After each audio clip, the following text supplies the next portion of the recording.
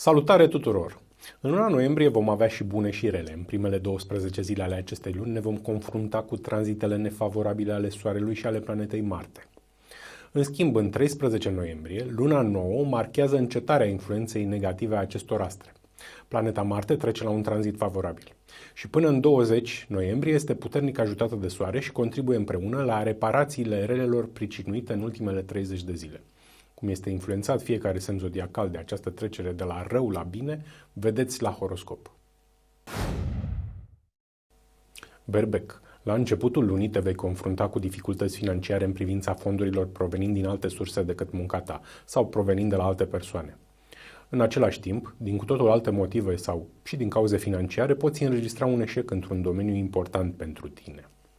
Totuși, situația se poate răsturna brusc în sens pozitiv în intervalul 13-20 noiembrie. Iar cheia acestei victorii este reprezentată de susținerea de care te vei bucura din partea unor persoane cărora le vei câștiga simpatia și încrederea. Taur. Începutul lui noiembrie îți aduce o problemă de sănătate care nu te va doborî, dar îți va încurca planurile de viață. Totodată vei avea dificultăți cu bugetul tău personal prin creșterea cheltuielilor și prin diminuarea câștigurilor. Dincolo de asta, totul se poate repara rapid în intervalul 13-20 noiembrie. Soluția salvatoare va fi în planul activității tale profesionale. Asta dacă vei depune un efort susținut pentru a face un salt în profesie cu consecințe pozitive pe termen lung și în alte sectoare de viață. Gemeni. În primele 12 zile ale lunii noiembrie vei întâmpina mari greutăți în a obține un document oficial de la autorități. Cel mai probabil un act de care ai mare nevoie referitor la o casă sau un teren. Simultan vei avea un conflict de autoritate cu cineva din familie. Chiar și așa, toate aceste probleme se vor rezolva rapid în intervalul 13-20 noiembrie.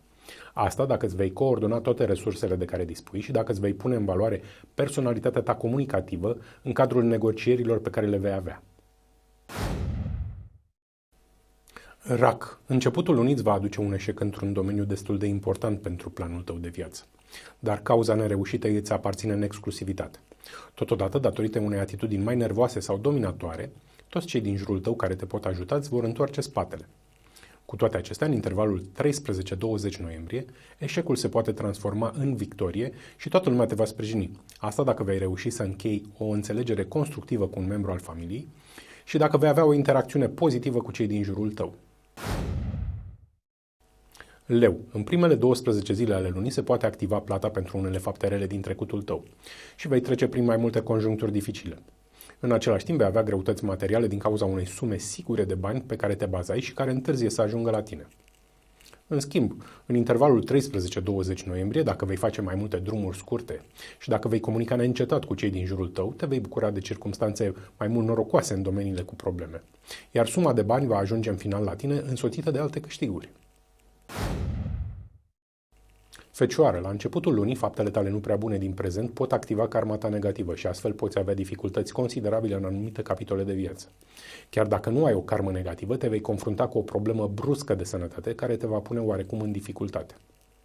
Dincolo de asta, cu eforturi considerabile în intervalul 13-20 noiembrie, câștigurile rezultate din munca ta vor crește substanțial și toate problemele de la începutul lunii vor fi depășite, iar câștigurile acumulate îți vor da stabilitate.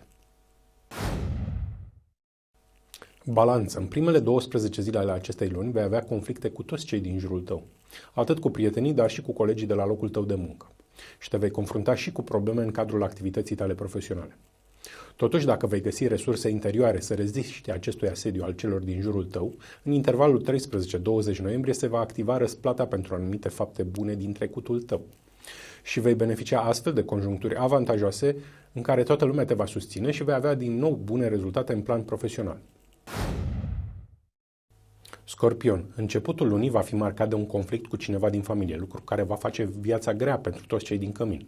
În același timp, încercările tale de a te distra vor fi sortite eșecului. Peste tot pe unde vei merge, te vei implica în conflicte în loc să încerci să te simți bine. Cu toate acestea, în intervalul 13-20 noiembrie, vei avea o reușită într-un capitol de viață important pentru tine.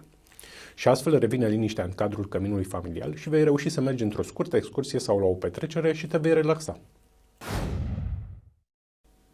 Săgetător. Începutul lui noiembrie îți va aduce probleme în plan profesional din cauza atitudinii tale extrem de nervoase.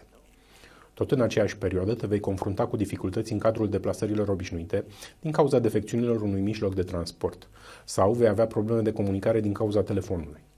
Chiar și așa, în intervalul 13-20 noiembrie, vei beneficia de conjuncturi favorabile de natură karmică, adică vei fi recompensat pentru faptele tale bune din viețile anterioare și vei rezolva rapid problemele de comunicare sau de deplasare.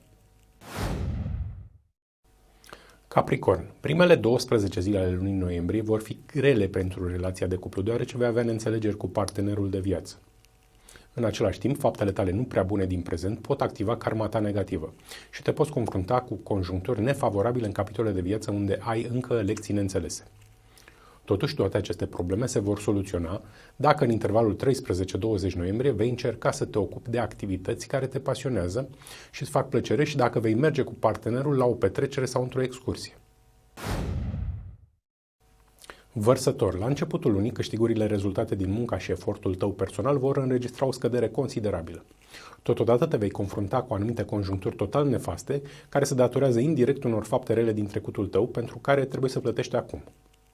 Cu toate acestea, în intervalul 13-20 noiembrie vor fi numai circumstanțe favorabile și câștigurile tale vor crește surprinzător și totul se va datora eforturilor tale susținute, dar și datorită influenței și acțiunilor partenerului de cuplu. Pești, în prima parte a lunii nu vei reuși deloc să te distrezi nicio împrejurare sau nu vei putea merge la petreceri sau într-o excursie. În același timp, din cauza unui diferend pe care l-ai cu partenerul de viață, relația de cuplu va avea de suferit. Dincolo de asta, în intervalul 13-20 noiembrie vei primi o sumă de bani considerabilă de la alte persoane sau din alte surse decât munca ta și vei reuși să te distrezi pe unde vei merge împreună cu partenerul de viață, deoarece va exista numai bună înțelegere în relația de cuplu. Și nu uitați, soarta omului este mereu în mâinile lui, pentru că totul, dar absolut totul se întoarce.